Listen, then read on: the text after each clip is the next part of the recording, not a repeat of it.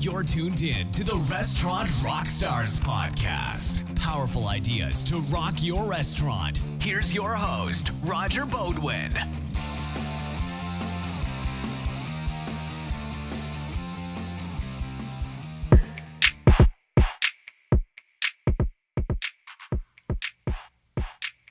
Welcome back, everyone, to the Restaurant Rockstars podcast.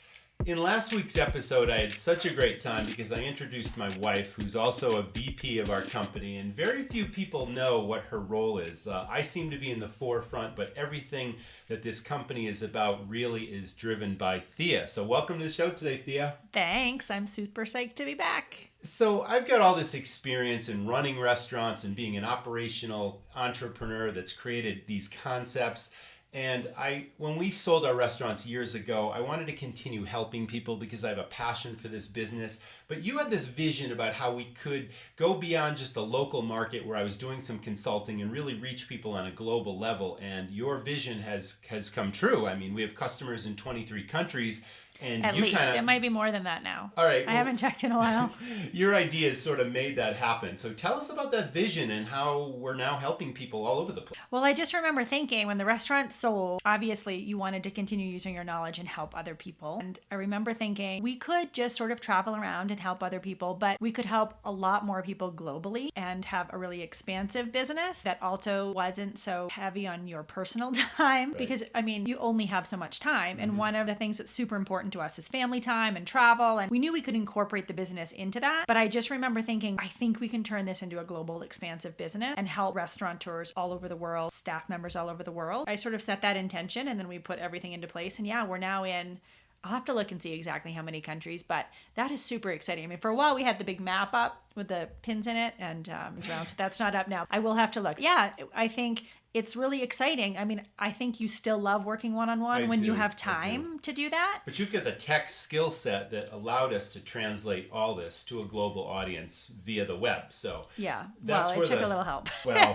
it wasn't just me. And it continues to take a lot of help from our team members. But yeah, we're always learning and expanding. And it's great to stick to the roots of the one-on-one and stay in touch with what's happening in the restaurant world with real live operators today, which I continue to do. And I so enjoy that. Right. But also to reach out to customers that are reaching out to us all over the world with questions or either virtual consulting, which I do. I mean, we have a customer in Dubai and we have one in Kathmandu, and it's like I'm consulting these people, and it's just a ton of fun. And we're working with a fast-growing franchise as well. So everything that we're doing is all about just translating the passion that we both have for this business and helping other operators just take their success to the next level or even start a restaurant from scratch. So that's what we do together, and that's why I'm really happy to have you on the podcast, which takes us into tomorrow, which is a big deal. It's Valentine's Day. It's special for us, and we have plans to go out, and we're still sort of debating exactly what we're looking for in an experience. I know. I think so. You can go, obviously, the traditional candlelight dinner, Valentine sort of thing. So we really gave that some thought this morning about how much time we had and what kind of an experience we wanted. So I think we're leaning towards a wine bar with maybe some soft music type experience. And the place that we're thinking of going, we've been to before and have had mixed experiences at. So we're really hoping that the service will be better. I've been there and had the service not so great, and I've been there and had the music too loud for the space. So that's sort of intuitively what popped into my mind as the kind of Valentine's. Is that the old space or the new space? The new space. Yeah, they moved. So I'm hoping the space helps, which I think happens all the time. Right. For good or bad, when restaurants expand or leases are up or whatnot, they change spaces, and sometimes it's awesome and sometimes, you miss that old space. But this is a new space, it's bigger. Hope that it will be better, and maybe they have some new staff members. And so anyway, I don't know if that was the kind of, what do you think?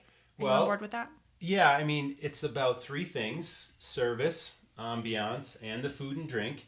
And I've always believed that the service is the key component because you really want to be treated special. It's a special night out for us, and we want to have this perfect evening, and the staff that we interact with are going to impact that and either make it great or make it ordinary. Right. And, I'm biased because I believe that dining experiences should be extraordinary. So I'm looking for a really personable, attentive staff that sort of take us through the whole experience and make some suggestions, because the food's important too. Not that we want to have heavy entrees or meals, but, just a tapas menu with a couple, glass of wine or two would be just perfect for our Valentine's for the amount of time Day. that we have. And right? Yeah.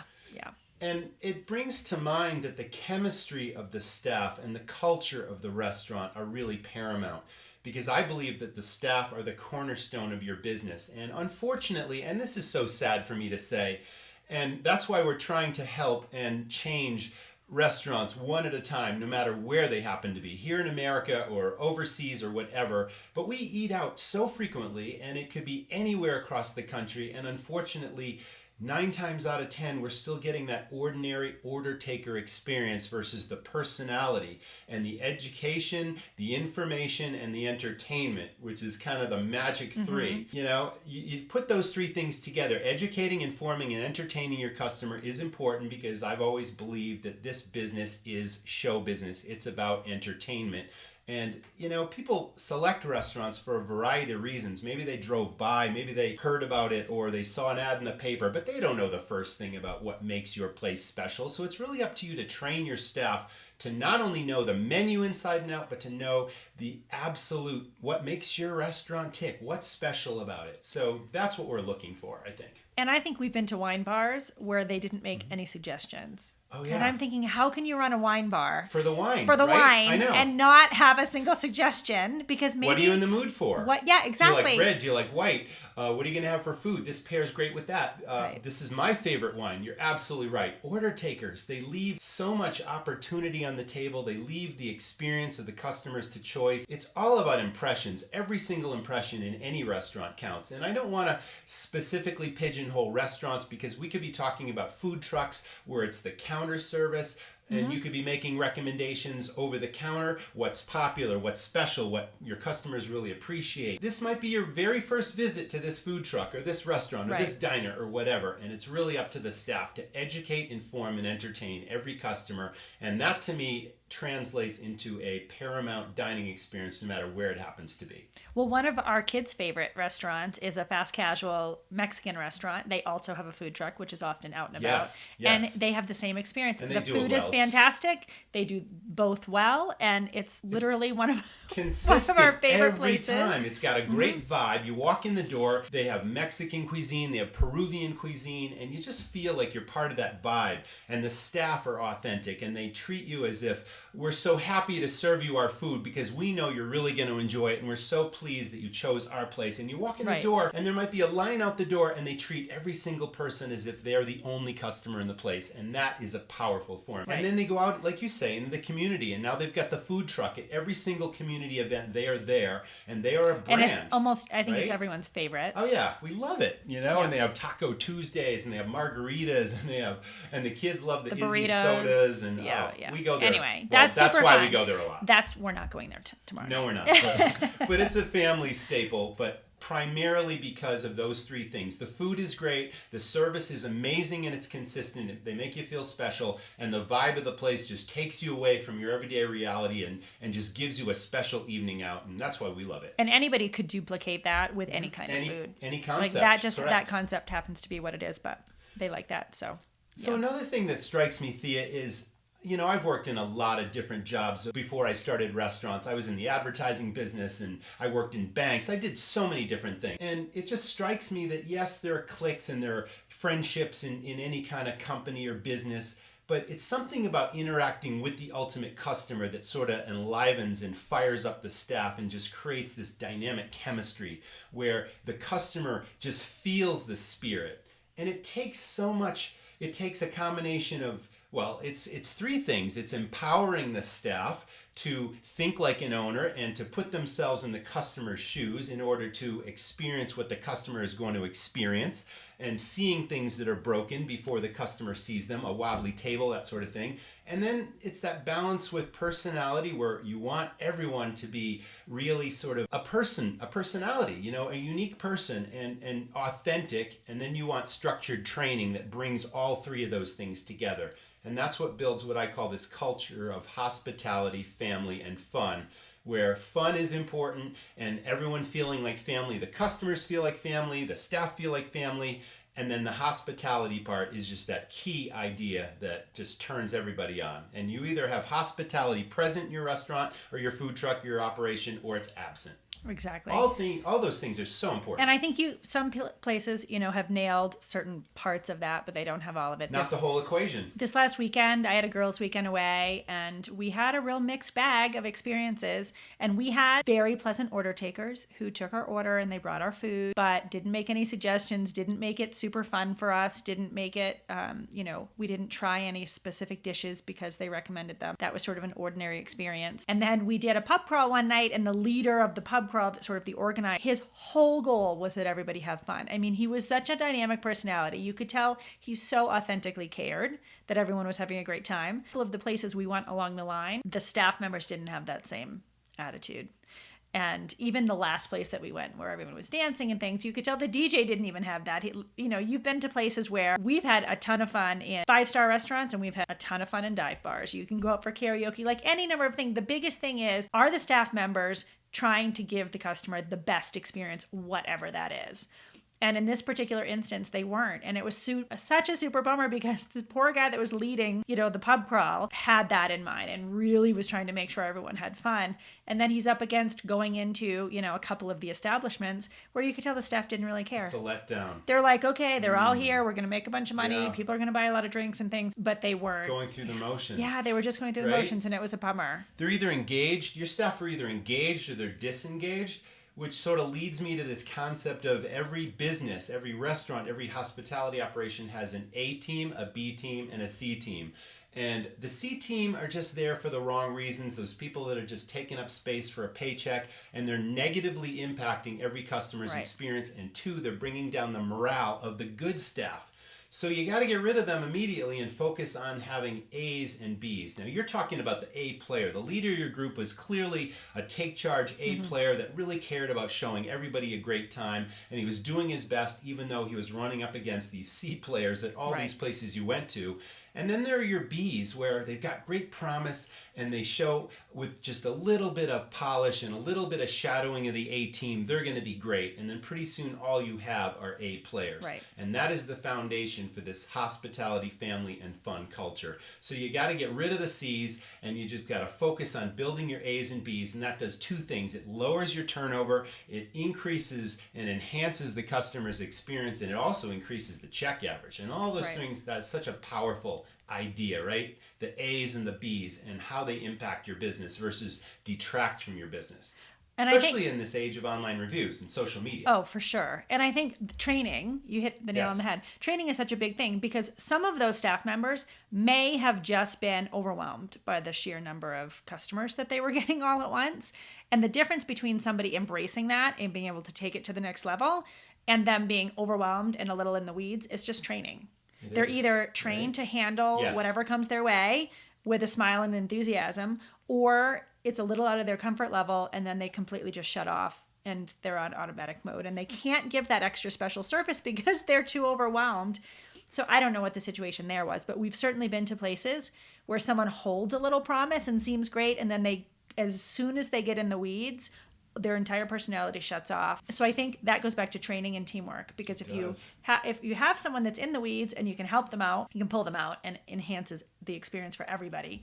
But if someone is trained, and you just did a video about this that we released on Facebook where you were talking about bingo, and that is one of the trainings that I think is super helpful, whether you're an A team member or a B team member.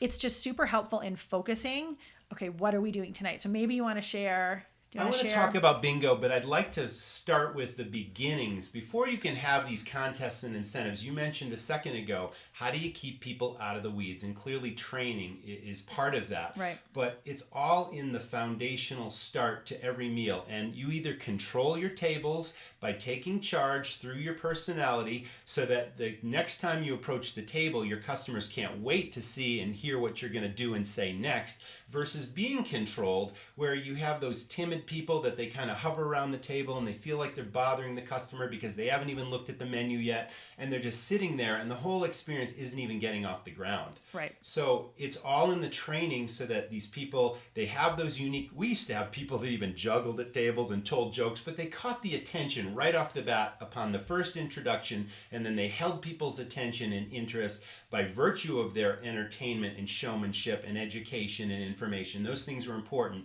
And then sales rose, the customers had a better experience. Because, those timid people, they're losing money, they're not giving great experiences, so that's the foundation. So the training really focuses on taking control, and now we move into these contests and incentives. Just to go back, last weekend was a good experience, and we've had it certainly a number of times where somebody isn't taking control of the situation, but the customers, like you and I, or like my girlfriends and I this last weekend, we're just having a really good time. We're catching up with each other. We haven't seen each other in a long time, or we're talking about what happened last night, the balance, or whatnot.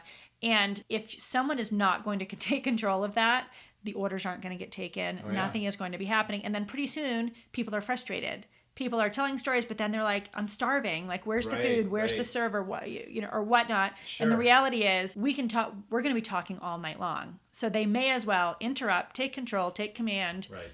And now you're turning your tables. And they're really guiding us. They're being sort of our guide through the dinner. Well, that's the magical journey part. Yeah, and letting us just have our journey. Telling people everything that's great and what they're going to enjoy, and then the customers can order and take the suggestions, and all those great things happen. Okay, so let's move on to bingo. Right. So bingo is this really, really powerful idea, and it's exactly what you think it is because it starts with a bingo card. But you create your own bingo cards, and they're actually bigger than a standard card. It's an 8.5 by 11 piece of paper, and you can create these on the computer or however you choose to do it. But just like in a normal bingo game, it's up, it's down, it's sideways, it's vertically, it's horizontally, it's however you fill this bingo card, and now your staff go out there trying to sell things that you most want to sell and you most want to turn your customers onto. So every single square on the bingo card contains your most profitable items, or those items that are signature items for the house that you really want to introduce all your customers to. Maybe it's something that's perishable that you want to move. Maybe you brought in fish that week and it didn't really sell as fast as you thought it should. That should go on the bingo game. Maybe it's off the menu specials, whatever it is, coffee, drinks. Every single square has a different item of things that you most want to sell. And then you turn your staff loose and you say, okay, we're having a contest tonight, and the first person to get bingo by selling up, down, sideways, backwards, however it works, gets a bingo, and then you reward them with a great prize.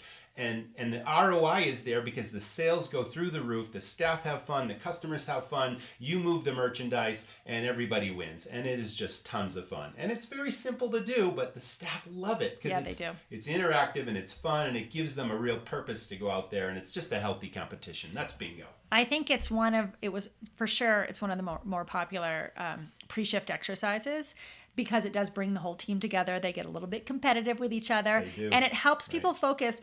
If someone's struggling selling appetizers or wine and you make that the focus, now they're not trying to remember everything when they approach especially some of the newer staff members, or whether you're in fast casual or full service. When you first start, you're trying to remember a lot.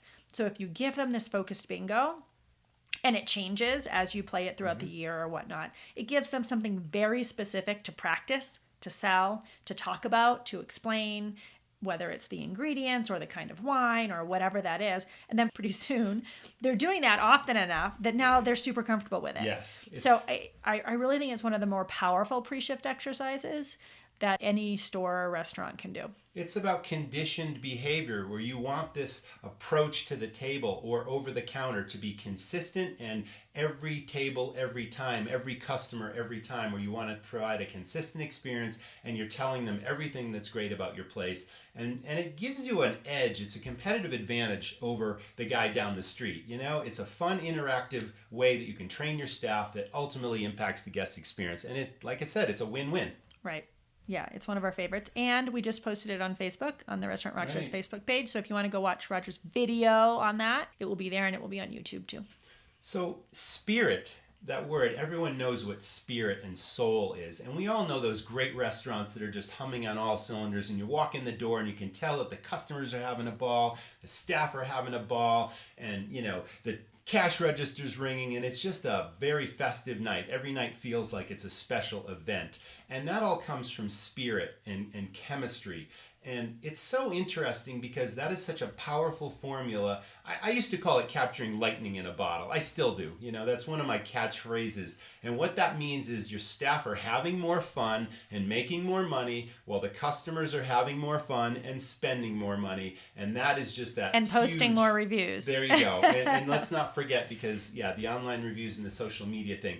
But that also brings, when the staff are having so much fun and they feel like they have such a belonging to your place, then they're posting all the fun they're having on social media. Like, and they're hey, come taking see selfies me. while they're walking through the dining room with their trays, and then they're posting that on social media. Or it's the coffee place to Wow. be, Oh, or, absolutely. It's about affinity. barista Tuesday morning, come in Yes. and see me. Let's take It's a selfie so with your favorite amazing barista. what awesome marketing when your staff are offering free marketing for you, right? It's perfect. It's free, and you can tell they're having a great time. Okay, so now your staff are brand builders for your business, and your customers are brand builders for your business. And that is a way powerful combination. Right. When those two come together, it's like, and that's free marketing. It's not costing you anything. It's not buying a TV commercial that costs $10,000 and you don't know if it's going to work or if you're going to get an ROI. You're guaranteed to get an ROI when your customers are singing your praises and your staff are doing the same thing, and your staff are making friends for your place, your food truck, your restaurant, your coffee shop, whatever it is, every single day of the week. Super powerful. Right. There's nothing more powerful than your that. place to be the place people want to work, and the place to. customers want to go to. Absolutely. And where your staff wants to go when they're not working. So all this has to start from the top. And now we're talking about leadership style. And I've always believed that in order to create this chemistry, this spirit, you have to be the ringleader and lead by example and demonstrate how things are done. And not to be too important, like you're the MC of the whole show, but you're also not too important to clean a window, bust a table, pick up a piece of paper on the floor before the guest sees it. And then your staff see you doing it, so of course it's going to catch on and they're going to do it. And that's the empowerment part. No one's too important. It's all part of the teamwork and respect. And the way you interact with your customers, because I think that's super important. That rubs off too. Yeah. When they see owners or managers out talking to the staff, talking to the customers, checking in. Right. That makes all the difference. Well, that was something that I sort of expected of my management team as well as myself. The back office is not your office. The floor and everywhere that the customer sees and experiences is your office. Right. That's where the action happens. That's where you impact the most people, and everyone should have this kind of experience with the customer. That's what's memorable. But be careful, because we did have one Valentine's Day where an owner sat down. I mean, we went to this restaurant quite a bit, but you have to know, check in. And there's certainly times where we would sit down and have friends in, or you would be invited to sit and join someone for dinner. And most of the time that's awesome. But if it's Valentine's Day or a special holiday and anniversary or something, we had an owner sit down and literally join us for our Valentine's Day dinner, which was so awkward. And they weren't eating anything. They were just sitting there talking to us while we had our Valentine's Day dinner, and she stayed there for at least 40 minutes. Yeah, we looked at each other like, is this really happening? I mean, we always loved having her check in, and obviously it feels great that a quick recognition and a check in and how are you? Good to see you. Thanks for coming in. But she literally stayed for our entire meal. Yeah. It was, that was Don't really let that bad. happen. Don't let that happen in your place. Yeah, that's crazy. Although I think you built some amazing relationships with customers who became great friends, who you end up dining with all the time. Well, yeah, I mean, it's interesting because I wanted to talk about recognition and rewards of the staff, but we also recognized and we rewarded our customers through a variety of ways. So we had so much, it was about relationship building. We were building relationships with our staff because they were giving impressions every day, and we were building relationships with our customers because we wanted everyone to feel special and like they belonged there. Why don't you give an example of each? What was one of the top ways you rewarded staff members? Okay, so staff members were recognized every week on a Saturday night. I would call the whole team together before the doors opened at 5 p.m. There'd probably be 30 people standing around in a circle in the kitchen, and either a manager recognized someone during the week or I saw someone, and it was all about making a difference. How did these two people make a difference either in a customer's experience or helped out a team member? And really, the show must go on. and whether, the bus boy tripped in the kitchen and, spilled a whole bus bucket full of dishes and they all broke and someone jumped in and picked up the mess with that person so that the show must go on. Something like that. It was about recognition. So no one knew who was going to be picked because it was a complete surprise. And at first it might have been a little embarrassing to be recognized, but once people got into this program, they really looked forward to Saturday night because it set the stage for the whole rest of the evening. And it just lit everybody up and fired them up to go out there and just dazzle the customer. So what we did was, I would recognize these people and I would just give a short little, this is what this person did that made a difference, and then everyone would clap and I would hand that person a $20 bill and a can of Red Bull, and that was called difference dollars. And then we'd put their name on the employee wall and we'd say, this person won this week and this is what they did that made a difference. And just that recognition and that praise and that feeling that they made a difference and that they were appreciated for their contribution, and it had nothing to do with the money. It was all about being wow, recognized, right? Yeah. So that's the staff side of things. And so I think when you go in, Yeah. imagine a staff member's going in, and the two things on their mind, if you pair those two together, they're going in with a clear focus, say of bingo, of what they're talking about and what they're selling. And they're also going into the shift with the mindset of what can I do to be helpful? Absolutely. Because they know there's difference dollars coming at some right. point. So the whole focus is, how can I be helpful? Yeah, it just elevated the whole spirit, that culture of hospitality, family and fun, teamwork, respect, all those things. It just went up 10 notches. And it was such a simple program. Anyone can do this in any type of enterprise. And it doesn't matter if you're the barista or if you're making food in the back or you're working the counter or you're serving food over the food truck counter or it's a full serve restaurant. You can do this anywhere. So that was the staff recognition. What about customer rewards? How did you reward your best customers? Well, that was really exciting because we wanted everyone to feel like they belonged to our place. And one of the ways any place can do, if you've got a modern point of sale system, they have an affinity rewards component where you pass out affinity cards to your best customers, and every time they spend money in your place, when you swipe their card, you can randomly award a prize. And we did that quite frequently, but these cards also track spending habits. And at the end of every season, we rewarded our best customers, our highest spenders, with a custom bar stool that had their name carved in the top. It was a beautiful hardwood bar stool top with their name and their mug club number carved in it, and then a real substantive metal base, really contemporary, made by a local artisan. And boy, if that wasn't a huge hit. Yeah, and this created awesome. such a buzz in the marketplace. Everyone wanted to, it's that Cheers formula. People want to go where everyone knows their name, and that's the recognition part. Right. And you And can that's do where it the with social media and the online stuff happens. You can do it with the affinity cards. You can also do it with the coffee punch cards and Right. different things like that. But I think there's so many creative ways to do it now. Remember we used to go to that place in Boston, and they had, at the end of the meal, they'd come Yeah. to the table. They would and- shake the jar. And I feel like it had wood something in it. Yeah, they were wooden dice, Pellets or I dice, think. yeah. And it had a star on it, or it had some little marking. And if, they shook the dice and then they rolled it on the first one that came out on the table, if it had a star or something, Yeah. you won your meal for Your free. meal is free. But every time, before you paid the check, it's like they'd roll the dice and people would win, and it was just super, super fun. And that sort of increases your odds. You're thinking, well, where do I want to go for dinner? Maybe somewhere where I might get my meal for free. Yes. Well, we won a meal once, so it Right. did actually happen to us, and we went back frequently, and we only won once, but we saw other people win while we were And it dining. it was part of the show. Like everybody There you couldn't go. wait for that to come out. Right. It's, there's so many of those little The hooks. that are just that make a place super exciting. The birthday candles come to mind. Remember Yeah. how much fun the birthday candles are? Yeah. And the whole dining room would erupt in applause because these birthday candles would shoot a shower of sparks like 3 feet off the dessert, and it would last for about 20 seconds.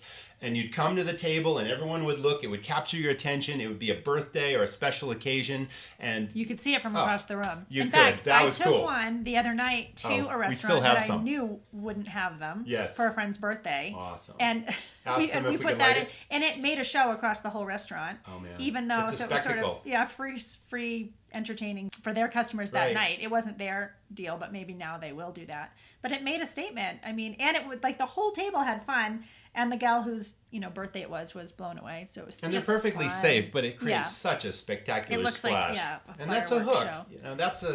That's what sets your place apart. For sure. You can't have too many of those ideas and hooks. Right. So rewarding the staff members, rewarding Mm-hmm. the customers, making it a show, offering entertainment. I think all of that goes into how we decide where to go, our favorite places. And those are all the things that came to mind as we thought about where we wanted to go for Valentine's Day. And it's what every owner and manager of any type of enterprise, hospitality related, needs to think about, because you want every single customer to think, this is my place, I have this feeling of belonging, and I want to tell everybody I know. And that's where the staff are having more fun, the customers are having more fun, and it's just this super powerful formula. And I think that in the age of online reviews, people are very quick to post negative reviews, right? If something goes wrong, yes, they are on there telling everybody about it. I think people are as called to online reviews if it's just a really positive experience, right, as they are if they're like have a grudge and they have something to say.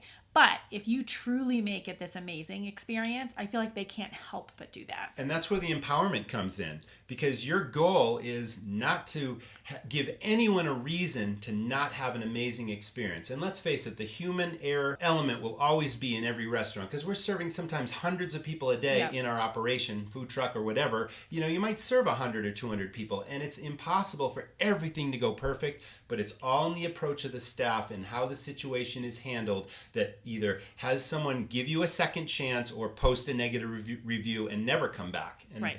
That's as basic as it gets. It all comes down to impressions. Every impression has to be positive, even if something goes wrong, how the staff handled the situation, and not say, oh, I don't know, or let me call my manager over. No, it's about taking care of the customer. Right. And at the very least, I think when you do that, they'll go, take a picture and post. If your food's fantastic and your service is fantastic, chances are someone is snapping a pic, putting it on Facebook, putting it on Twitter, Instagram, whatever. Right. And that's just free marketing. And that's wow factor. That's another one of my mantras. And it all started with the food. We wanted every single plate in all of our restaurants to have, when you put a plate in front of a customer, no matter what it is, an appetizer, an entree, a dessert, you want the customer to say, wow, and pull out their camera phone and start snapping pictures. Mm-hmm. And then we said, well, why? It shouldn't stop with the food. The whole place should be about wow factor. The way the customer is treated by the staff, the vibe, the feeling of the place. We talked about our favorite place that just has that vibe. It's like, it's all about wow. So think about how you feel when you leave. Absolutely. You got to create wow factor across your operation, no matter what it is. Fast casual, full serve, hotel, lobby, bar, whatever it is. So wow factor. Wow factor and bingo. So are we looking for wow factor tomorrow or something else? What are we looking for? Yeah. I want to try a few new wines. So I'm hoping they have some suggestions. Right. And some maybe interesting food. Some pairings would be great. Like I could just go in and order what I would normally order, but I think tomorrow I'm really hoping they'll have some suggestions that I'll try some things and pair some things that I wouldn't generally like. You're in an experimental mood tomorrow. I am. It's sort of like having a personal shopper. Like I want someone to guide me through that magical journey. And I'm hoping the timing is good, not too rushed, not too slow. Those are sort of my expectations. I don't want the music too loud. One of the last times I was there, the music was overpowering and it was hard to have a conversation. So I'm hoping that doesn't happen again. So that's what I'm hoping for. So we talked today about leading by example. We talked about empowering your staff. We talked about recognition. We talked about spirit. We talked about chemistry and just this magical experience. What else? What did we miss? We talked about bingo. Well, I think all of those things are included in the Sales Stars program. So if anybody wants to learn more, you've talked about them a lot on different podcast episodes. There's also a ton of free blog posts and things. Exactly. But if somebody wants to implement this, they can go over. I think the turnkey. This is airing in February.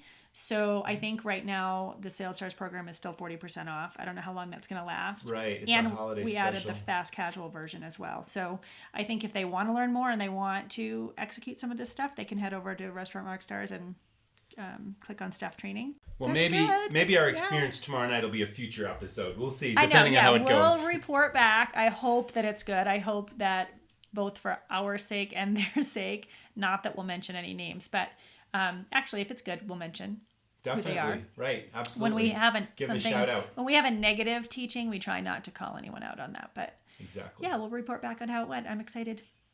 Anything else? No, I think that's good. I'm good. Well, that's the Restaurant Rockstars podcast. Thanks for joining us, and we'll see you again. Bye, everybody. Thanks for listening to the Restaurant Rockstars podcast. For lots of great resources, head over to restaurantrockstars.com. And while you're there, download a copy of the book, Rock Your Restaurant. It's a game changer. See you next time.